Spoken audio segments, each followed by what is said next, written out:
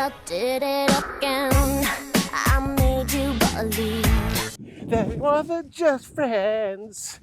oh baby, I need my love. Yeah. I did it again. Whew. Oh, my. Come on, I told you.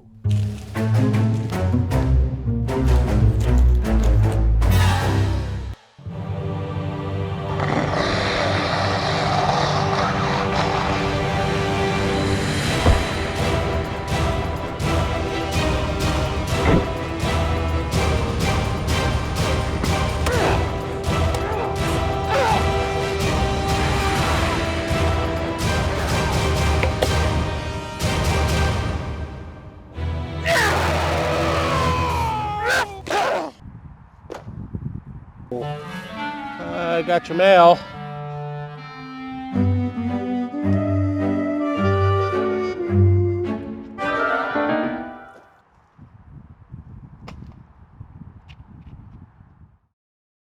Alright guys, looks like we're going to be building a new mailbox, and this one I want to make it out of metal so it can be strong and withstand the lunatic that's my mail delivery driver.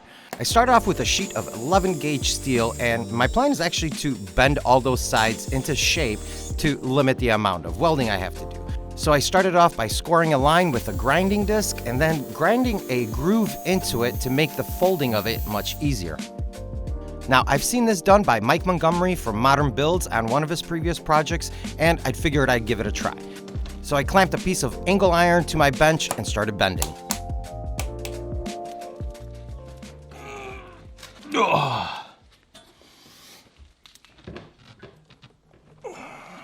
Okay, it's going, but it needs some more leverage. How do I leverage it up more?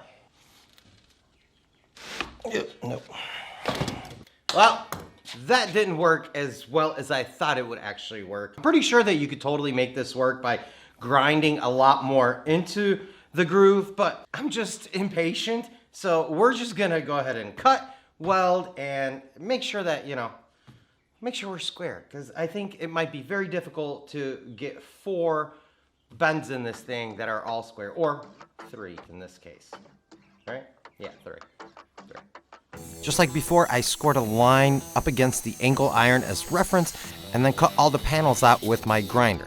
Now, if you were wondering what the dimensions and angles on all these panels are, you can get all that information over on my website. I'm putting out a free set of plans for you guys, or you can just click in the description below and it'll just take you right to the download. Totally gonna work. And to hold them in place, I'm using these 90-degree magnets. They're super strong and they give you a perfect angle. To start assembling this thing, I lined the bottom and one of the side panels up to each other and started tacking the sucker up.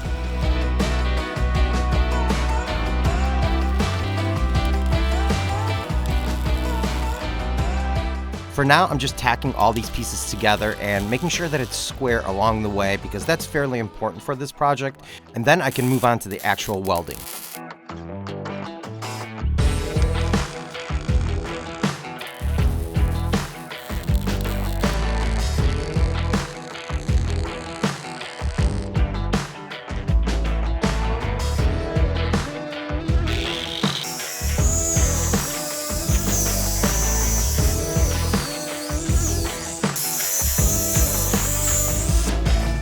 With that box all welded up and all the joints ground down, I can start working on the frame. For the frame, I'm using a 1x1 angle iron. And I cut 2 of every piece, but the mirror image of themselves. And then I can start tacking all of them together one piece at a time.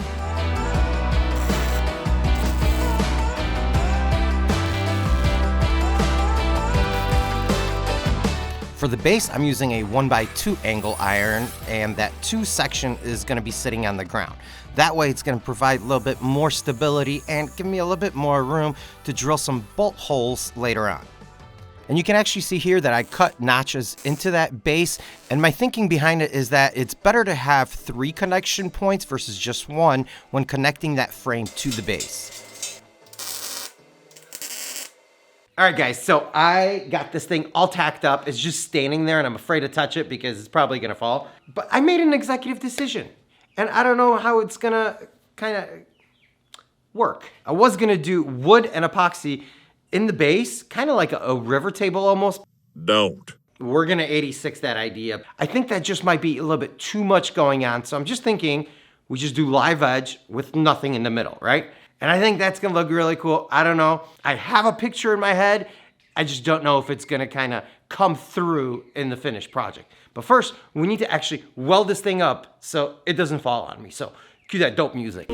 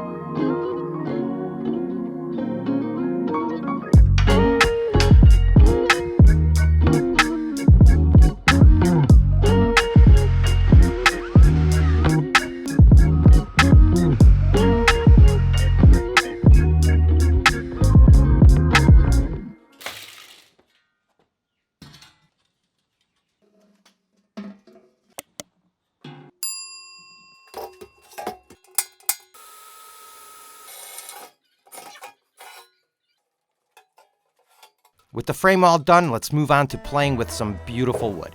Now this is willow and I've never worked with it before and I just couldn't wait to cut into it to see what it looked like underneath all that grind. So after breaking it down, I took it over to my new big boy bandsaw.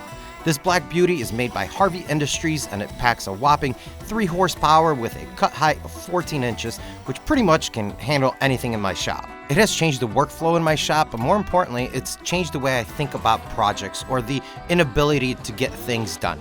So having this machine in the shop is a huge upgrade. After flattening the smaller pieces on my planer, I had to pull out my router sled for the larger sections. Now originally this slab was 3.5 inches thick, but it had a significant twist to it. I was able to get some of that twist out after cutting it into pieces, but I still had to take about 1/2 inch off from the entire thing to get it nice and flat. But once I did, I was able to start cleaning it off and get it ready for final mock-up. Once I was happy with the way it looked, I can mark the locations for my bolts that will hold the entire thing together and drill the holes over at my drill press. The bolts are your standard 1/4 inch by 1.25 inch lag bolts, and I just did not like the way the hex head looked on this project, so I decided to make them look a little bit more like rivets by chucking them in my drill and rounding them over on my sharpening wheel. And I'm so glad I did because they look great, and now I can start working on the finishing process of the wood by sealing it first with a sealer from TotalBoat, the sponsor of this build. TotalBoat has been a longtime supporter of the channel, and I'm going to be using everything from their epoxies to their wood finishes on this project. Now, because this mailbox is going to be outside in the elements, and some of the sections are soft and even started to show some rot, I need to go through a multi-step process to protect it. I first sealed it with their wood sealer, pretty much dousing the entire thing, giving it a quick scuffing, and then I can apply their marine spar varnish called Lust. Over the next couple of days, I put down 6 coats of gloss to protect it, and later in this video, I'm going to be applying 1 coat of matte to give it a spectacular finish. It's kind of like a satin, but not really. It's hard to explain. You get that matty look, but when the light hits it just right, that gloss comes through a little bit, and it's not like any other finish. It's not satin, it's not matte, it's not semi-gloss. It's its own thing, and I absolutely love it. And I've been putting it on all of my exterior projects for a couple of years now, and it has never failed me. So thank you to TotalBoat for making awesome products and supporting what I do. Now let's put a door on this thing. What I'm trying to do is actually set a door in here, and I'm not sure exactly how to do that. But I did get a cool hinge. So this is like a S-shaped hinge where I can mount this to the underside of our mailbox and hopefully be able to secure the wood. Call it a 1/2-inch door. So now we gotta find a cool piece of wood to match the rest of the cool wood.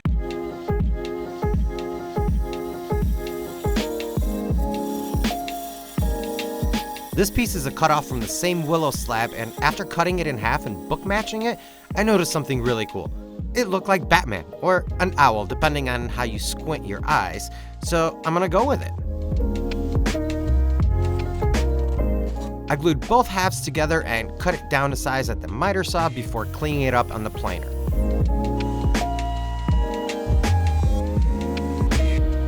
Unfortunately, that part that looks like an eye and was filled with bark previously, well, that got knocked out during the planing process. And if I were just to leave a void there and pour epoxy into it, it would just be black and not match the other eye. So I decided to fill that eye back up with some leftover bark. I just used CA glue to hold it in place, and we're back in business.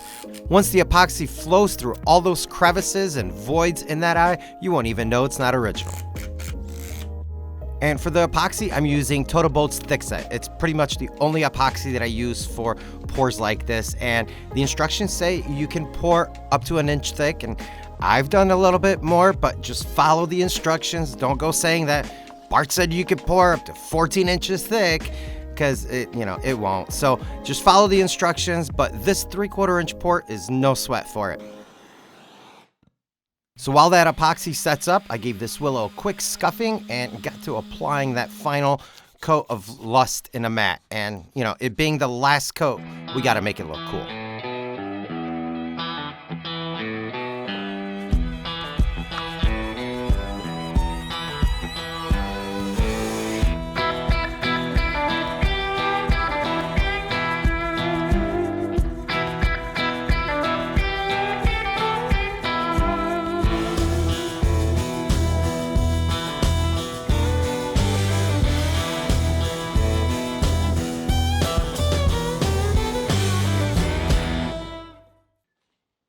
With the epoxy now set, I can pop it out of the form and start the flattening process.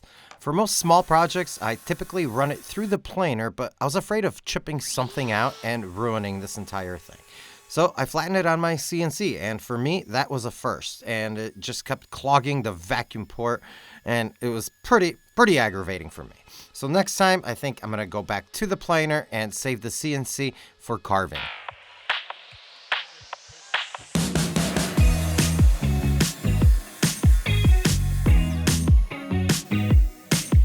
After sizing the door and making sure that it fit in the box, I took it over to the bandsaw and resawed it down to 1/2 inch thick. I gave it a quick sanding up to 600 grit, and I can start drilling the holes for the threaded inserts. And when threading the inserts, I always use the screws that they come with and then back them out. I find that those little notches, the flathead notches that the inserts have on them, always tend to strip out for me because the brass is very soft. And by using the screw, I never have that issue. Then I can weld the S-shaped bracket onto the bottom of the mailbox and secure the door using those same screws.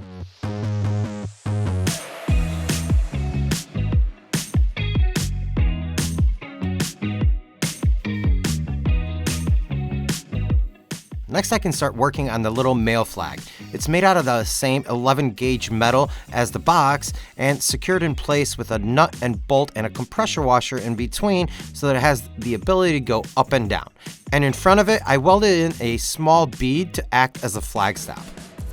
Because there was so much grinding involved, it exposed the fresh metal on the corners. And I didn't want to paint this box, so I decided we're going to blue it and distress it to keep that industrial look.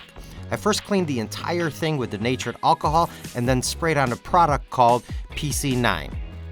You can see here that it turns black instantly. So I sprayed it on the exposed parts first and just started working around with a Scotch-Brite pad until the entire box was covered.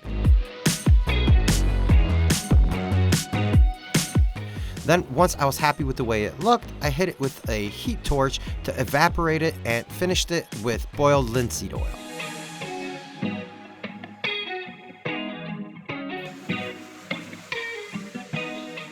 I worked it in small sections, heating up the steel, and you can actually see it turning a little bit white in certain areas at first, but once that oil hits it, it looks like it's never had any grinding done to it whatsoever. Then with some steel wool, I scratched the corners to remove some of that bluing, and it gave it that distressed look. And to match the hardware, I just dipped it into the solution, and you can see how quickly it reacts. Then I distressed them a bit with a Scotch-Brite pad again, and dropped them into oil before assembling the entire thing.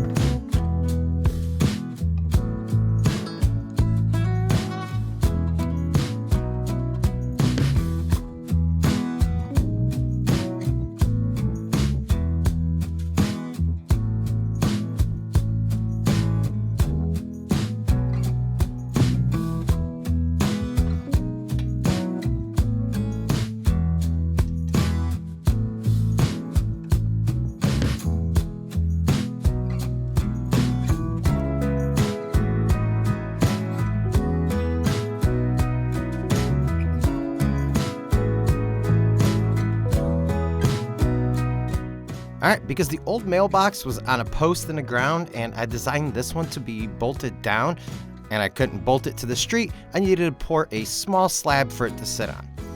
After digging out the area where it's going to sit, I placed a 2x4 form down and inserted some rebar to help the cracking down the road. Now, if I were to do this again and know what I know now, I would probably dig down for that slab much deeper, probably up to a foot, or even invert a cone-shaped slab so that it stays in place. I'm a bit afraid that this slab's a little bit too small and it's going to move over time, especially with it sitting on a hill. But for now, this is going to work and I can drill the 1/2-inch holes for the anchors. I hammered the anchors in place, set my mailbox on top of them, and secured it with the provided nuts.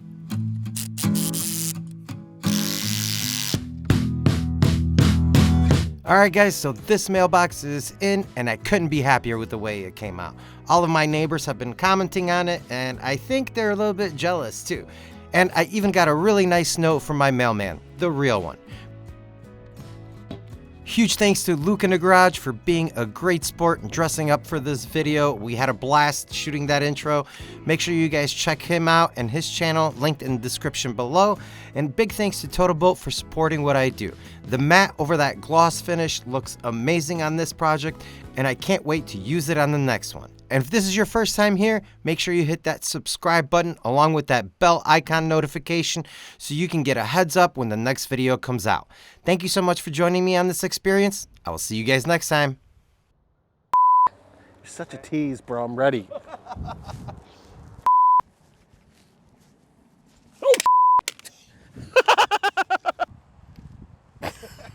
That's good like that. Hold on. Replacing mailbox.